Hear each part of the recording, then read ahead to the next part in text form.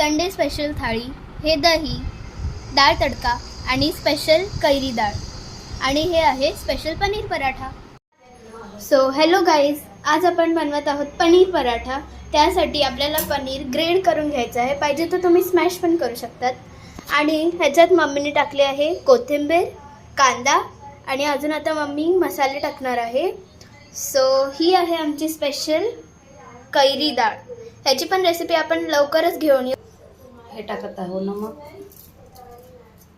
चवीपुरतं नमक टाकायचं, नंतर लाल मिर्च पावडर, देन थोडीशी हळद आणि आता मसाले टाकून झाले आहेत. ह्याला आपण मिक्स करायचं आहे. हे टाकत आहोत आमचूर पावडर, हे टाकत आहोत आमचूर पावडर अँड देन आपल्याला ह्याला मिक्स करायचं आहे. स्मॅश पण करू शकतो. सो आता थोडीशी हरी मिर्च टाकून घ्यायची आहे. थोडासा गरम मसाला सुद्धा टाकायचा आहे.